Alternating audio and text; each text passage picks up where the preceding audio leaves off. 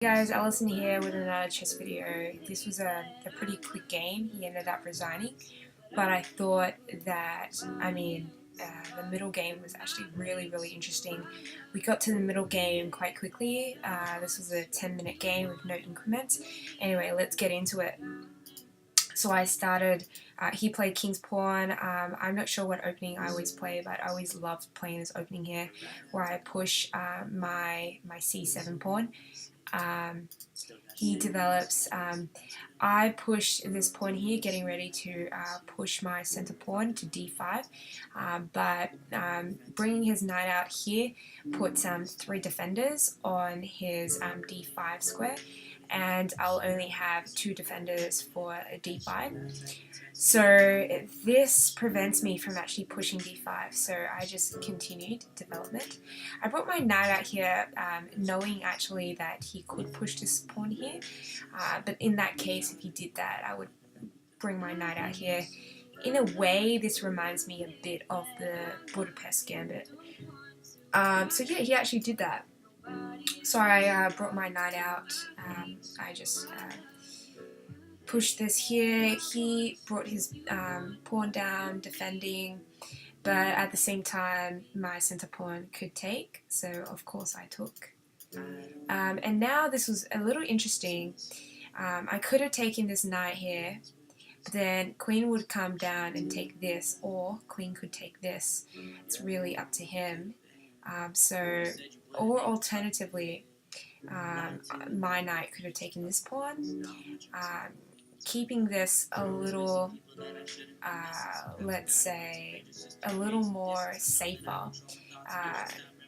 So it's a little dangerous to have my knight just hanging around here. So if I took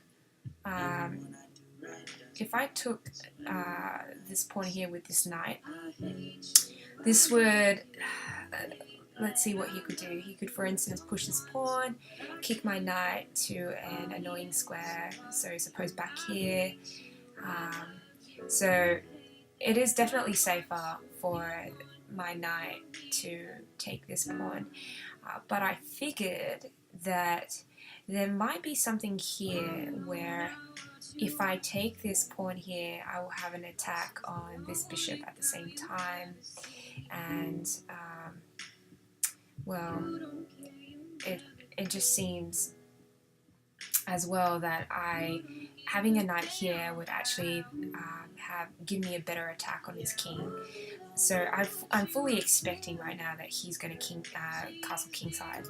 Anyway, so that's why I took with that particular knight. Queen came down here. This was a good move, I think, because it attacks this knight here. It also defends this bishop.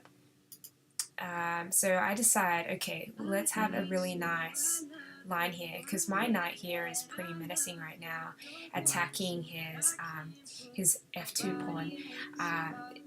It's pinning this knight here as well to this pawn. If he moves this, then I have a pretty good attack on his king. So, I mean, a couple of things he could do. First of all is he could obviously castle. But again, I've got quite a few attackers happening right now. If he castles, for instance, I could bring my queen over to here, have another like big attack on this knight here.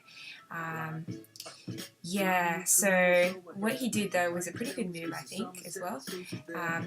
Develops his dark square bishop at the same time, gives him the option to castle queenside instead, which is probably a lot safer for him given my pieces are seeming to be aligned towards his kingside. So yeah, definitely I agree, a better move. Now his knight came over to here. Now this was, I would think, a pretty bad move because my queen coming down here was already attacking his knight, so his knight's in danger. He decided he would ignore that and put my queen and my bishop in danger instead, but I think he failed to realize that I could check him. So I checked, and of course he was forced to move his knight back. So now technically a few things are free for me. If knight takes bishop, then queen would take this knight. So the first thing I need to do is get rid of this knight. So I just did the knight swap for his bishop. Queen took, and then I got his free bishop. So now it just went downhill. So after this move here, I was already attacking his queen. I was pretty much also attacking his knight. If knight comes here, then I'm opening up the attack on this knight here with the bishop and the queen attacking. Knight coming here also attacks this knight. It removes this defender. So the queen has to keep protecting, well, both of these knights really. The only thing I can think of is perhaps queen coming over to here, to this square. So yeah, really, really not good. But again, even if queen comes to this square, well, what stops me from going knight? Takes this pawn, attacking this queen again. So a really, really bad position for this guy.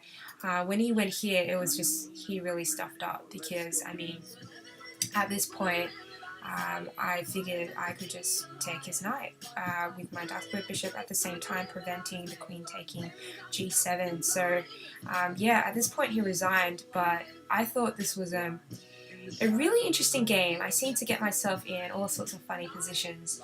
But anyway, hope you guys enjoyed my analysis. Feel free to like and comment on this. Cheers.